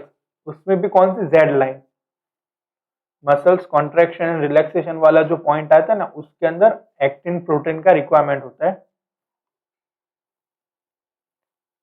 फिर एक्टिन बंडल जैसे कि स्पेक्ट्रिन, स्पेक्ट्रिन का सेल कॉर्टेक्स के अंदर। फिर फिलामिन, फिलामिन का क्या पे, लीडिंग एज में या फिर स्ट्रेस फाइबर में या फिर फिलोपोडिया में। और लास्ट में डिस्ट्रोफिन। ओके, तो डिस्ट्रोफिन का क्या है, लिंकिंग के लिए। देखो ये प्लाज्मा मेम्ब्रेन से यहाँ पे कोई प्रोटीन क्या हुआ है, लिंक हुआ है, तो लिंकिंग के लिए कौन सा है, डिस्ट्रोफिन। फिर एग्जाम्पल है यहाँ पे किसके, माइक्रोफिलामेंट के। माइक्रोविला ऐसा ऐसा यहाँ पे स्ट्रक्चर होता है। फिर सेल कॉर्टेक्स, देखो ये सारे क्या है, माइक्रोफिलामेंट है। एडहेरेंस बेल्ट में, बेल्ट के अंदर भी है, फिलोपोडिया में भी देखो यहाँ पे। तो ये सारे क्या है, उसके एग्जाम्पल है कुछ स्ट्रक्चर के। अब यहाँ पे दूसरा प्रोटीन है मायोसिन। ओके, तो मायोसिन क्या है, it's a motor protein of actin filament. Okay, तो मोटर प्रोटीन है कि एक्टिन की जो, एक्टिन के लिए जो एक्टिन जो फिलामेंट है उसको अगर कहीं पे जाना हो या फिर मूव करना हो तो उसके लिए मोटर प्रोटीन का रिक्वायरमेंट होगा। और वही मोटर प्रोटीन कौन है, मायोसिन है। तो मायोसिन क्या है, एक एक्टिन का मोटा प्रोटीन है। ये यहाँ पे क्या है, मायोसिन का एक स्ट्रक्चर दिया हुआ है। फर्स्ट ऑफ ऑल मायोसिन कौन सा डिस्कवर हुआ था, मायोसिन 2। और कहाँ पे, कौन से सेल में हुआ था, स्केलेटल मसल्स के अंदर। फिर जो वहां पे जो एटीपी हाइड्रोलिसिस से जो एनर्जी मिलती है उसका वर्क कहाँ पे होता है, मूवमेंट के अंदर होता है एक्टिन के। मायोसिन के पास कौन सा होता है, एक हेड होता है, नेक होती है एंड एक टेल डोमेन होता है। देखो यहाँ पे उसका स्ट्रक्चर है, ये कौन सा है, ये हेड डोमेन है। फिर ये बीच वाला कौन सा है, नेक है, और ये क्या है, टेल डोमेन है। अब एक्टिन ये क्या है, ये मायोसिन। ओके, मायोसिन क्या है, मोटर प्रोटीन है। तो मायोसिन के पास यहाँ पे क्या है, एक्टिन की बाइंडिंग साइट है। क्या है, एक्टिन की बाइंडिंग साइट। फिर ये वाला क्या है, ये लाइट चेन है। इसमें भी दो टाइप्स होते हैं, एक रेगुलेटरी लाइट चेन, जो ब्लू वाला है वो क्या है, रेगुलेटरी लाइट चेन है। एंड जो सेकंड वाला है वो क्या है, एसेंशियल लाइट चेन, अरे हाँ, एसेंशियल लाइट चेन।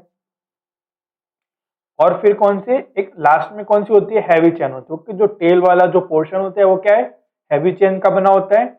जो नेक वाला पोर्शन है वो क्या है, लाइट चेन है। और हेड के पास क्या है, एक्टिन बाइंडिंग साइट है। ओके, यहाँ पे देखो इसके पास क्या है, हैवी चेन है ही नहीं, सिर्फ कितने लाइट चेन है, 1 2 और 3। तो 3 क्या है, 3 लाइट चेन है, तो उसकी स्टेप साइज देखो 10 टू 14 नैनोमीटर की है। यानी कि ये 10 टू 14 नैनोमीटर का ये क्या करेगा, एक स्टेप लेगा। ओके, यहां से यहां तक आएगा। ओके, ये स्टेप साइज का होता है, आगे देखेंगे हम। तो इसका फंक्शन क्या है, मेम्ब्रेन एसोसिएशन में एंड एंडोसाइटोसिस में। फिर दूसरा है मायोसिन का सेकंड नंबर का जो क्लास है, जो कि उसकी स्टेप साइज है 8 नैनोमीटर। यहाँ पे दो मोनोमर है, यहाँ पे ओनली एक सिंगल मोनोमर था। तो सिंगल मोनोमर के पास कितनी थी चेन, 3 थी। तो यहाँ पे सिंगल मोनोमर के पास 2 आएगी। तो मोनोमर ज्यादा, दैट मीन स्टेप साइज ज्यादा। यहाँ पे 2 है तो स्टेप साइज देखो इसकी कितने, 8 नैनोमीटर। किसके अंदर हेल्प होता है, कॉन्ट्रैक्शन के अंदर। अगर मैं डायरेक्टली आपको क्वेश्चन पूछूं कि जो मायोसिन का सेकेंड क्लास है वो किसके अंदर हेल्प होता है, तो मसल्स कॉन्ट्रैक्शन के अंदर होता है। मायोसिन क्लास 1 किसके अंदर हेल्प करता है, तो मायोसिन मेम्ब्रेन एसोसिएशन या फिर एंडोसाइटोसिस में। और जो क्लास 5 है, तीन ही क्लास है, फर्स्ट सेकंड एंड फिफ्थ। तो वो स्टेप साइज देखो उसकी 36 नैनोमीटर। दैट मीन्स उसकी स्टेप साइज ज्यादा है, तो उसके पास क्या होना चाहिए, लाइट चेन भी ज्यादा होनी चाहिए।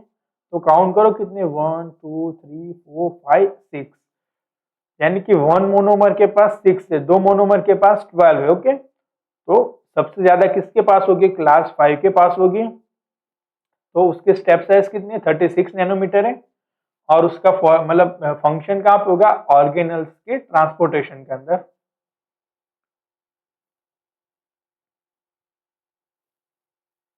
अब मायोसिन 2 जो मोटर प्रोटीन है, अगर उसके डाइजेशन के बारे में बात करूं तो उसका डाइजेशन कैसे होगा, मैंने चलो ये जूम कर दे रहा हूं मैं आपको पहले। तो हमने देखा हेड नेक एंड टेल वाला होता है। टेल के पास कौन सा होता है, लाइट हैवी चेन होती है, नेक में लाइट चेन होती है, और हेड के पास एक्टिन बाइंडिंग साइट होती है। अगर इसी को मैं काइमोट्रिप्सिन से क्या करूं, ट्रीट करो, तो ओनली काइमोट्रिप्सिन से क्या होगा, जो हैवी चेन है वो भी ब्रेक डाउन होगी। उसमें light meromyosin and heavy meromyosin, वो दो पार्ट डिफरेंट हो जाएंगे। फिर पेपेंस अगर मैं क्लीवेज करूंगा तो उसमें से हैवी चेन और लाइट चेन क्या हो जाएगी, डिफरेंशिएट हो जाएगी। उसमें मुझे दो फ्रेगमेंट मिलेंगे, S1 एंड S2। ओके, सब फ्रेगमेंट 1 एंड सब फ्रेगमेंट 2। सब फ्रेगमेंट 1 है, उसके पास क्या होगा, S1 के पास क्या होगा, एक लाइट चेन होगी, एक्टिन बाइंडिंग साइट होगी, देखो यहाँ पे ATPase activity, F actin binding site and actin activated ATP, वो तो सेम ही होगे। फिर स्लाइडिंग फिलामेंट एसिड। तो जो मायोसिन है, तो मायोसिन का जो हेड होता है वो कहाँ पे मूव करते हैं, towards the positive end of an actin filament. Okay, तो ये क्या है, मेरे पास एक्टिन फिलामेंट है, उसके साथ ये कौन सा मोटर प्रोटीन है, मायोसिन का मोटर प्रोटीन है। तो मायोसिन का हेड कौन से डायरेक्शन में मूव करेगा, पॉजिटिव डायरेक्शन में मूव करेगा। तो ये एक्टिन जो फिलामेंट है वो पीछे जाएगा, यस और नो। सपोज ये मेरे पास क्या एक मोनोमर है, उसके दो एंड, ये पॉजिटिव एंड एंड ये नेगेटिव एंड। तो यहाँ पे मेरे पास सपोज ये मोनोमर है, ये मेरे जो फिंगर है वो क्या है, मायोसिन है, मोटर प्रोटीन है। तो मोटर प्रोटीन ऐसे पॉजिटिव एंड के साथ जाएगा, ये वाला पॉजिटिव एंड है। तो ये जो मेरी पेन है वो एक्टिन फिलामेंट कहाँ पे जाएगा, वो पीछे जाएगा, यस और नो। दैट मीन्स ऐसे जाएगा पॉजिटिव एंड पे, और ये जो मोनोमर है वो कहाँ पे जाएगा, पीछे जाएगा। ओके,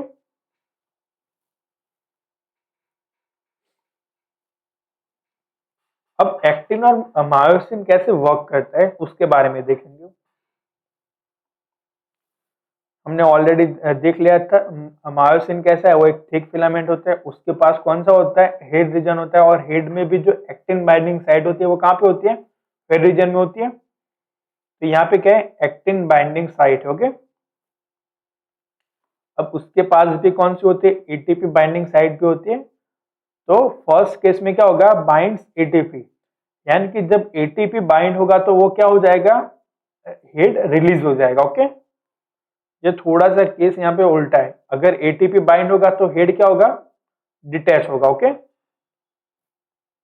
तो डिटैच होने की वजह से उसका हेड इधर उधर मूवमेंट करेगा, यहाँ पे, तो फिर हेड अगर क्या हो जाएगा, डिटैच होगा, तो उसके बाद एटीपी हाइड्रोलिसिस हो जाएगी, hydrolysis of ATP to ADP, यानी कि एटीपी हाइड्रोलिसिस होने के बाद यहाँ पे क्या होता है, मायोसिन हेड थोड़ा सा रोटेट होता है। ओके, हाइड्रोलिसिस होगी तो क्या होगा, मायोसिन का हेड रोटेट होके कहां पे बाइंड करेगा, एक्टिन फिलामेंट के साथ। फर्स्ट केस में क्या था,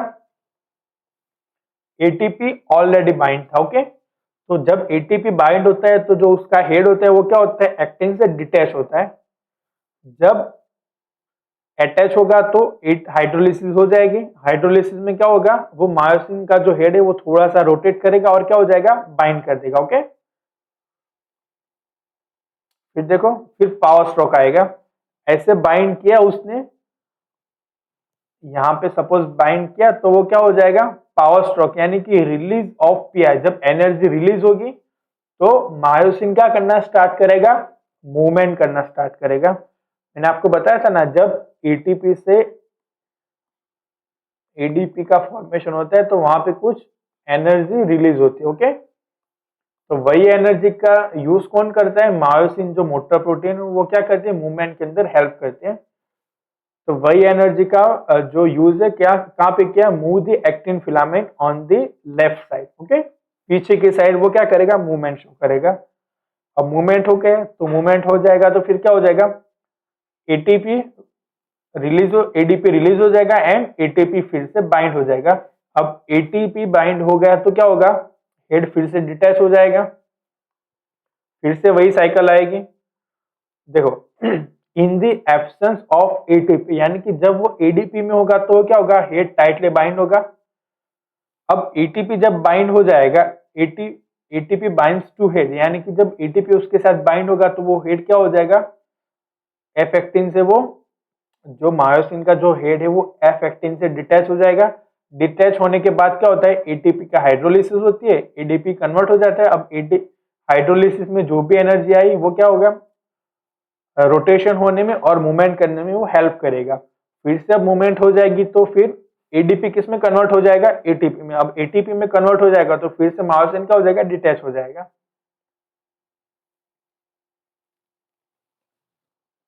फिर यहाँ पे कुछ, ये जो यहाँ पे कौन सा है, ये मोनोमर है एक्टिन का। तो एक्टिन का जो मोनोमर होता है उसके साथ कुछ प्रोटीन एसोसिएट होते हैं, जैसे कि कौन से, यहाँ पे देखो, ट्रोपोमायोसिन।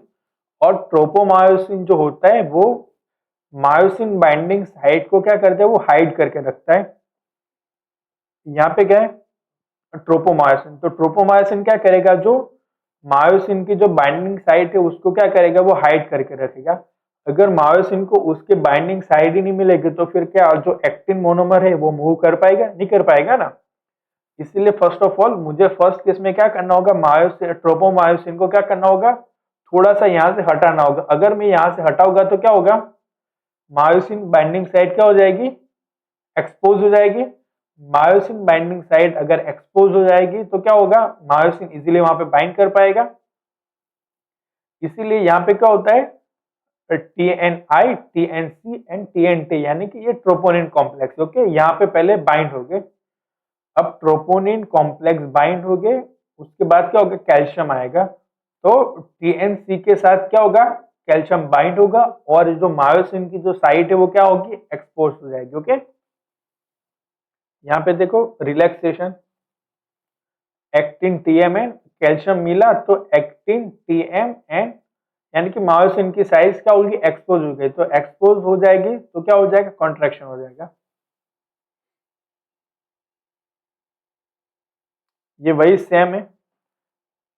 चलो एक बार आप एसएस लेके देख लेना, ओके। जो मैंने आपको ओरली बताया वही वो राइटिंग फॉर्म में यहाँ पे लिखा हुआ है।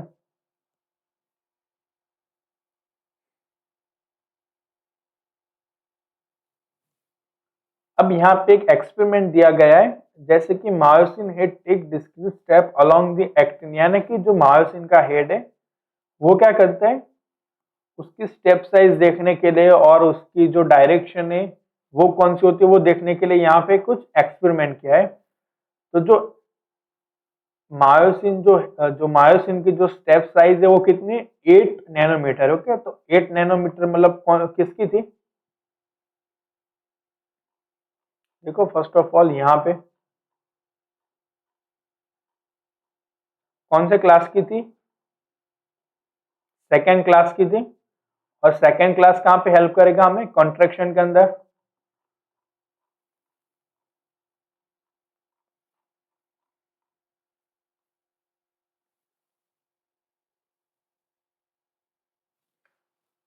देखो myosin heads take discrete step along the actin filament which can be the small, यानी कि छोटा सबसे 8 नैनोमीटर का होगा, और non processive in the case of myosin 2।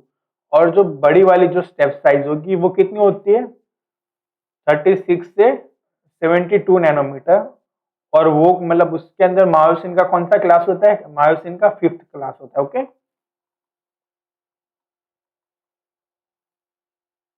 तो स्टेप साइज और उसकी वेलोसिटी, ओके, तो उसके बारे में एक स्टडी किया, यानी कि जितनी वेलोसिटी, यानी कि वेलोसिटी क्या है बेसिकली माइक्रोमीटर पर सेकंड, तो वो क्या शो करेगा, मूवमेंट शो करेगा।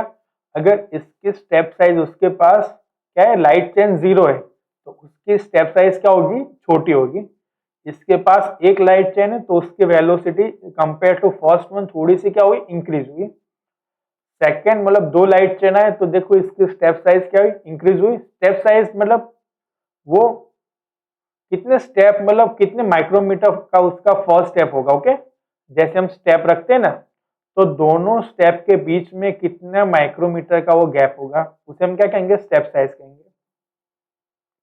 तो जितने बड़े स्टेप साइज होंगे तो उतनी वेलोसिटी क्या हो जाएगी, इंक्रीज हो जाएगी ना। तो लाइट चेन जितनी तो उतनी क्या होगी, स्टेप साइज ज्यादा होगी। तो स्टेप साइज ज्यादा होगी तो क्या होगी, वेलोसिटी क्या होगी, ज्यादा होगी। तो मैं ऐसे बोल सकता हूँ जितनी लाइट चेन ज्यादा उतनी स्टेप साइज ज्यादा, और जितने स्टेप साइज ज्यादा उतनी क्या ज्यादा, वेलोसिटी ज्यादा। ओके, तो ये जो क्वेश्चन है डिट्टो क्वेश्चन सीएसआईआर के अंदर आया था, ये ग्राफ पूछा गया था।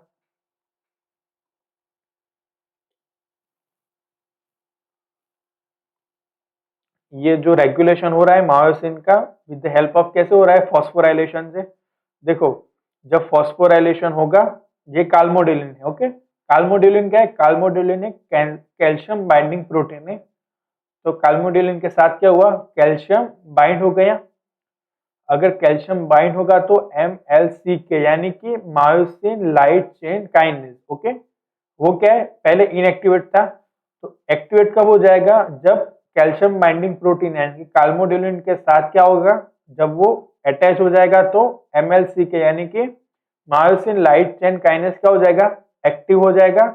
अब मायोसिन लाइट चेन काइनेज क्या होगा, इनएक्टिव मायोसिन को क्या करेगा, एटीपी का यूज करके एडीपी में कन्वर्ट करके एक्टिवेट करेगा, किसको, मायोसिन करेगा। तो सपोज यहाँ पे पीछे शायद दिया, यस,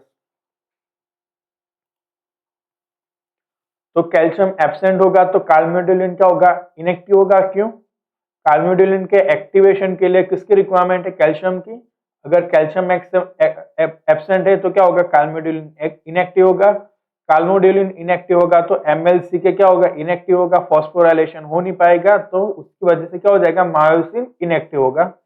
अगर मायोसिन इनएक्टिव होगा तो मसल्स का कॉन्ट्रैक्शन इम्पॉसिबल, यानी कि मसल्स का कॉन्ट्रैक्शन नहीं हो पाएगा। कैल्शियम प्रेजेंट तो काल्मोडिलिन एक्टिव तो एमएलसी के एक्टिव, एमएलसी के एक्टिव तो वो क्या करवाएगा, मायोसिन को फॉस्फोराइलेट करवाएगा। मायोसिन फॉस्फोराइलेट हो जाएगा तो क्या हो जाएगा, एक्टिव हो जाएगा मायोसिन। अगर मायोसिन एक्टिव हो गया तो क्या होगा, मसल्स का कॉन्ट्रैक्शन हो जाएगा। तो ये किसके बारे में था, माइक्रोफिलामेंट के बारे में। अब दूसरा होता है माइक्रोट्यूब्यूल। ओके, तो माइक्रोट्यूब्यूल का ये एक ऐसा स्ट्रक्चर है, उसके अगर साइज के बारे में बात करो तो कितने 25 नैनोमीटर, 13 प्रोटोफिलामेंट, मतलब यहाँ पे देखो ये अगर आप काउंट करोगे तो कितने हो गए, 13 हो गए। इसके पास दोनों एंड होते हैं, negative and and positive end. Okay,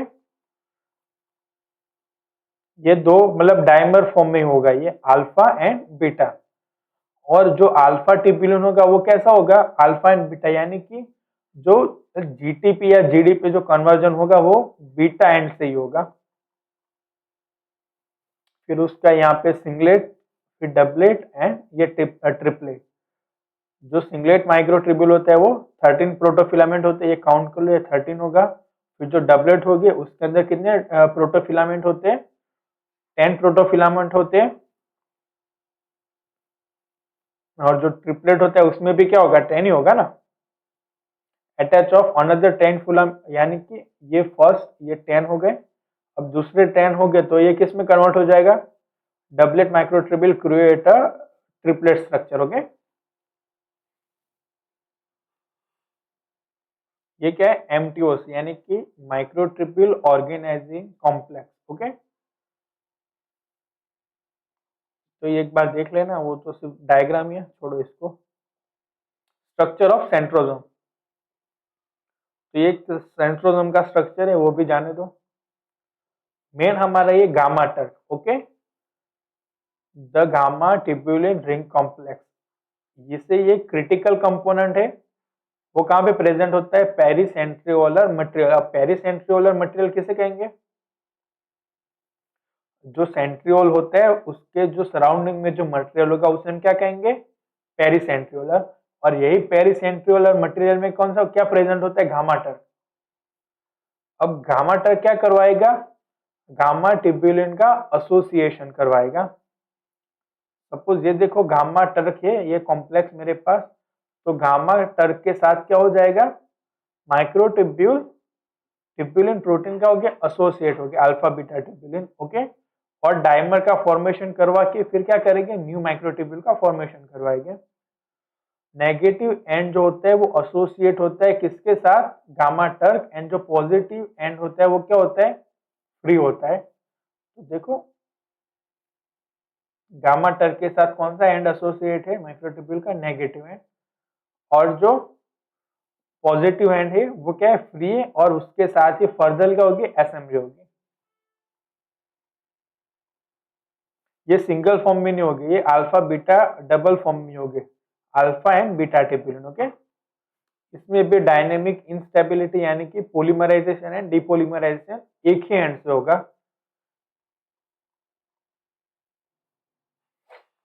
यहाँ पे देखो नेगेटिव एंड पे कुछ नहीं हो रहा है यहाँ, लेकिन क्या हो रहा है, पॉजिटिव एंड पे सब कुछ हो रहा है। अगर जीटीपी बीटा ट्यूब्यूलिन को मिलेगी तो ये क्या होगा, असेंबली होगी। ओके, अगर जीटीपी बीटा ट्यूब्यूलिन की जो जीटीपी है वो किस में कन्वर्ट हो जाएगी, जीडीपी में कन्वर्ट हो जाएगी। तो जीडीपी में कन्वर्ट हो जाएगी तो क्या होगा, डिसअसेंबली यानी कि डीपॉलीमराइजेशन होगा। तो मैं ऐसे कह सकता हूँ कैटास्ट्रोफ, कैटास्ट्रोफ यानी कि अगर कुछ हो जाएगा तो पूरा डीपॉलीमराइजेशन हो जाएगा, यानी कि जो जो ट्यूब्यूलिन प्रोटीन है उसकी कंसंट्रेशन क्या हो जाएगी, लो हो जाएगी। अगर जब लो कब होगी, जब उसको क्या मिलेगा, जीडीपी मिलेगा तब।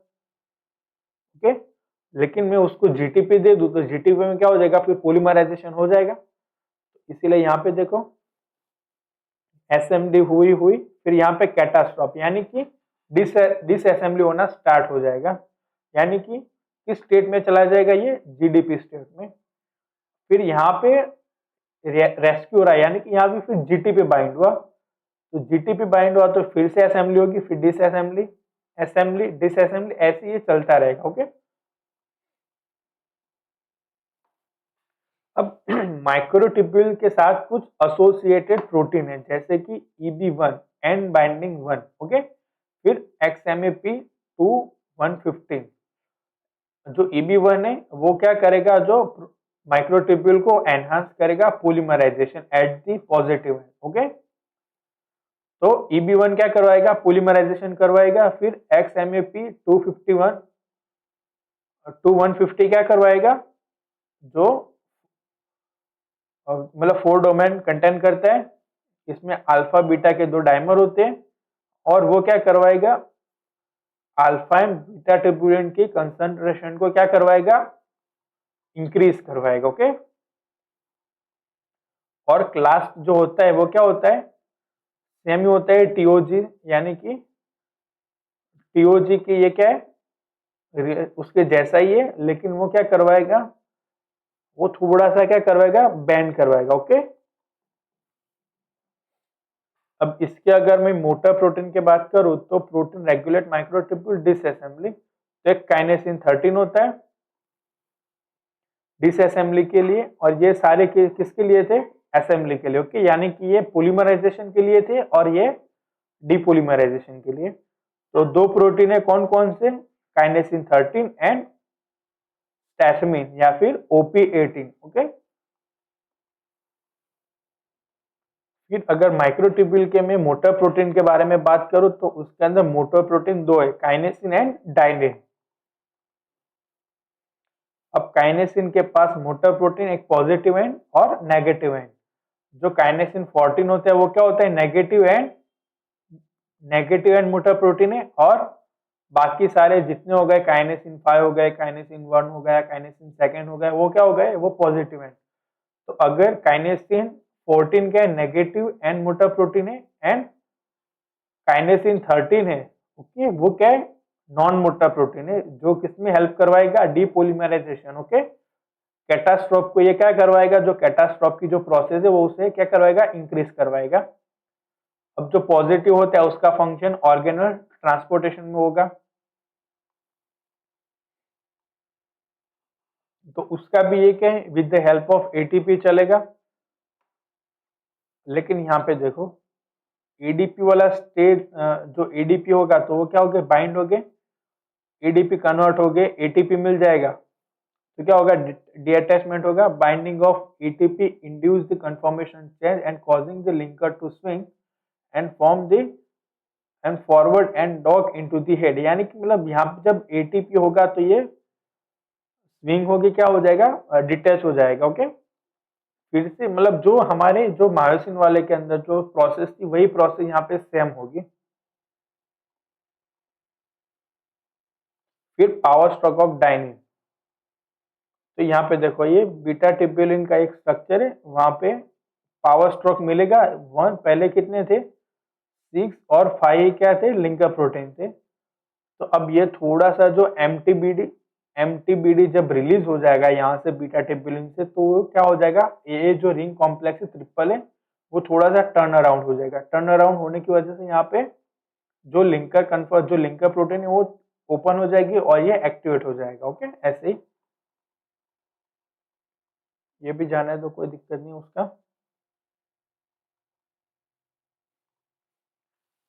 फिर हमने दो मोटर प्रोटीन देखे, कौन कौन से, डाइनिन एंड काइनेसिन। तो यहाँ पे देखो, जो काइनेसिन है वो कैसा है, ब्लू कलर के अंदर है, और जो डाइनिन है वो ऑरेंज कलर के अंदर। ओके, तो देखो ये ऑरेंज कलर वाला कौन सा होगा, डाइनिन होगा, और वो कौन से एंड पे जा रहा है, नेगेटिव एंड। मैं ऐसा बोल सकता हूँ जो डाइनिन होगा वो कौन सा है, negative and directed motor protein है, और उसका मतलब जो लेट एंडोसोम से लाइसोसोम की जो प्रोसेस है वो कौन करवाएगा, वो डाइनिन ही करवाएगा। फिर पिगमेंट ग्रैन्युल, तो उसके अंदर दोनों प्रोटीन इन्वॉल्व होते हैं, पॉजिटिव एंड भी, नेगेटिव एंड भी। अर्ली एंडोसोम के साथ काइनेसिन positive end, okay. Endoplasmic reticulum के साथ कौन सा है, पॉजिटिव एंड, यानी कि काइनेसिन होगा। काइनेसिन सिक्रेटरी वेसिकल्स के अंदर, और गोल्जी कॉम्प्लेक्स में जो नेगेटिव होगा वो क्या होगा, डाइनिन होगा। माइटोकॉन्ड्रिया के अंदर भी दोनों प्रोटीन इन्वॉल्व होते हैं, दोनों मोटर प्रोटीन इन्वॉल्व होते हैं, कौन कौन से, डाइनिन एंड काइनेसिन। अब यहाँ पे क्या है, ऑर्गेनाइजेशन दिया है, स्ट्रक्चर बेसिकली किसका, फ्लैजिला और सिलिया का।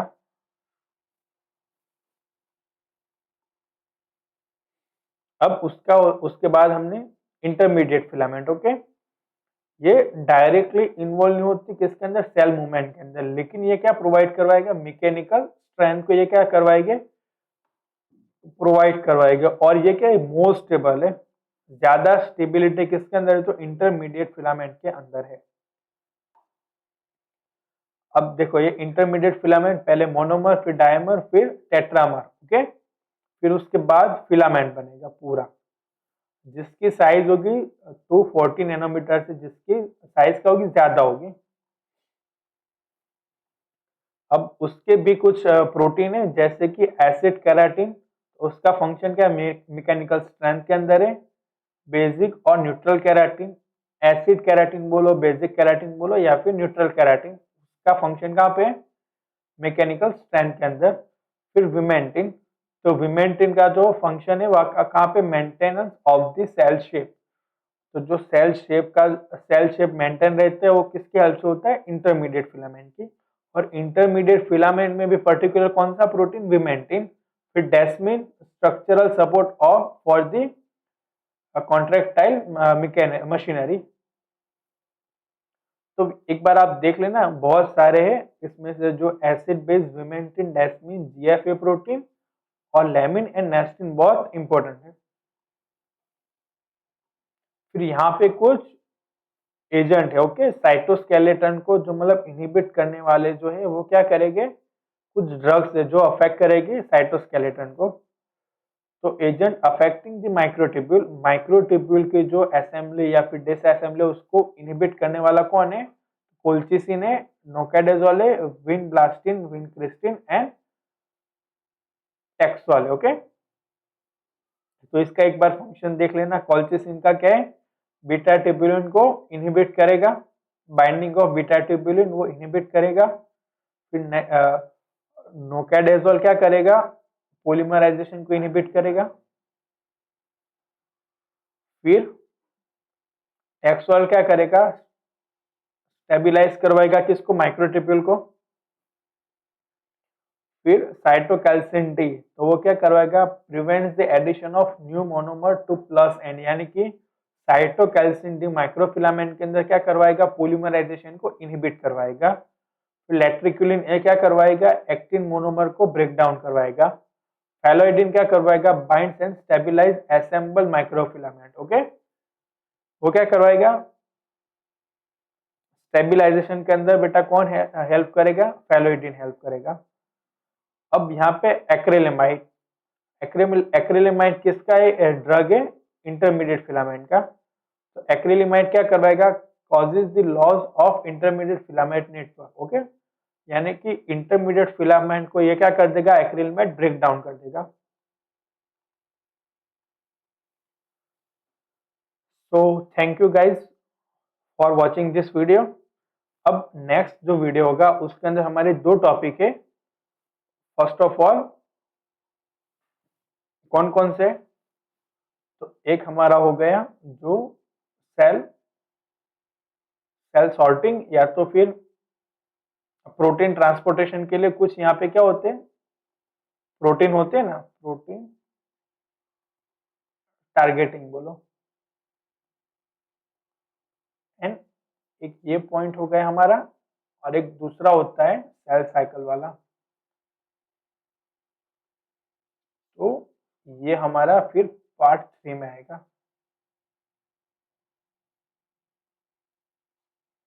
तो टोटल हमने कितने लिए पार्ट, 3 पार्ट है हमारे। जो फर्स्ट वाला होगा, फर्स्ट वाला जो मेरा पार्ट है उसके अंदर कौन कौन सा, मतलब जो मैंने रिकॉल करवाया है, तो उसके अंदर मैंने आपको रिकॉल करवाया है सेल बायोलॉजी का जो प्लाज्मा मेम्ब्रेन होता है, फिर उसके बाद उसके अंदर ट्रांसपोर्टर कौन कौन से है, प्लाज्मा मेम्ब्रेन की कंपोजिशन कौन कौन सी है उसके बारे में।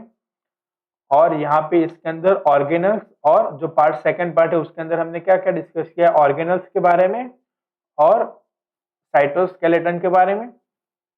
अब जो मेरा पार्ट 3 आएगा उसके अंदर प्रोटीन टारगेटिंग और सेल साइकिल के बारे में ये सारा कुछ डिस्कस करेंगे, okay. So thank you guys for watching this video.